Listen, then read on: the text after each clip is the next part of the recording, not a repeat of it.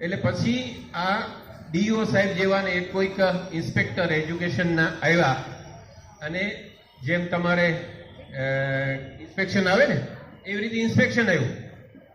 તો ઇન્સ્પેક્શનમાં ઇન્સ્પેક્ટર સાહેબે જેટલા સવાલો પૂછ્યા ને એમાંથી એક પણ સવાલ કોઈ વિદ્યાર્થીને ન આવ્યો. એટલે ઇન્સ્પેક્ટર સાહેબે રામદેવસિંહ સાહેબ જેવા પ્રિન્સિપાલને થોડાક ઠપકો આપ્યો.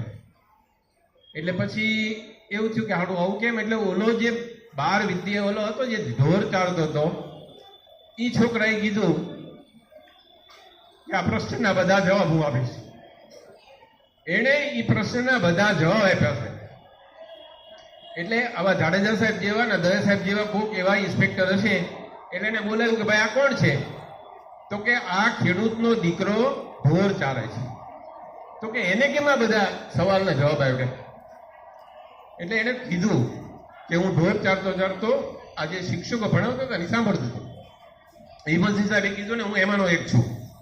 મને કોઈ શિક્ષક ભણાવે તો મને આવડતું નહીં, મને વાંચીને આવડતું નહીં, પણ મને મારા મિત્રો મને શીખવે ને એ મને આવડતું નહીં. એમ થઈને હું ખાલી ડિપ્લોમા એન્જિનિયર થયો છું. એટલે સાહેબ તમારી વાતને હું સમર્થન આપું, કારણ કે અલગ અલગ રીતે અલગ અલગ લોકોને યાદ રહેતું. એટલે આ વિદ્યાર્થીએ બધાય સવાલના જવાબ આપ્યા. એટલે પછી ઇન્સ્પેક્ટર સાહેબે એને કીધું તારે ભણવું છે? તો કે હા. એને જ્યાં સુધી ભણવું હતું ત્યાં સુધી એ સરકારે અને ઇન્સ્પેક્ટર સાહેબે એને એની બધી જ સગવડતા કરી દીધી. એ વિદ્યાર્થી ડોક્ટર રાધા વિનોદ પાલ એ ડોક્ટરેટ થયા, એટલે પીએચડી કર્યું. તમને બધાને કદાચ ખબર હશે કે પહેલા આપણે કોઈ પણ બેચલર થઈ પછી માસ્ટર્સ કરીએ ને પછી પીએચડી થાય, બરોબર? તો એમણે લોમાં પીએચડી કર્યું, કાયદા શાસ્ત્રમાં પીએચડી કર્યું. એ આઝાદી પહેલાની વાત કરું છું. એ કાયદા શાસ્ત્રમાં પીએચડી થયા પછી એમની નિમણૂક જ્યારે હિરોશીમા અને નાગાસાકી ઉપર જ્યારે અણુબોમ્બ નાખ્યા હતા ને ત્યારે એ વખતે એક આખી એક કાયદા પંચ બનાવવામાં વ્યક્ત કરવા પધારશે શાળાના સિનિયર શિક્ષક શ્રી રમેશભાઈ પરમાર.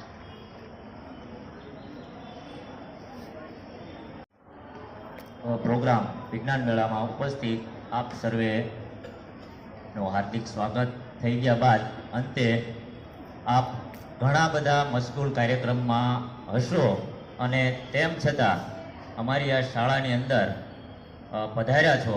આપનો ખૂબ ખૂબ આભાર છે, કારણ કે હવે જેની આતુરતાથી રાહ જોવાઈ રહી છે એ માટે આપણે વધારે ટાઈમ નહીં લઈએ, પણ અહીંયા ઉપસ્થિત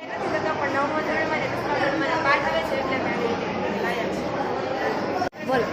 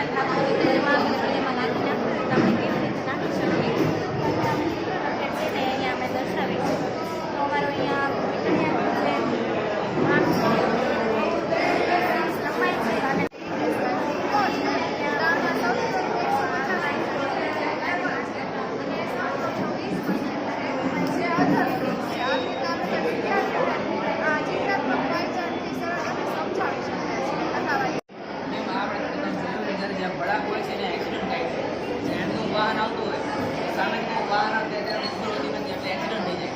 પણ અહીંયા આઈએસએસ સેન્સર લગાડ્યા જેનાથી જે પણ વાહન અહીંયા આવે તો અહીંયા અવાજ આવી જાય, જેનાથી આ વાહનને ખબર પડે જેનાથી સંકેત પણ પડે કે આગળ એક વાહન આવી રહ્યો તો આ એની ગતિ ધીમી કરશે આગળથી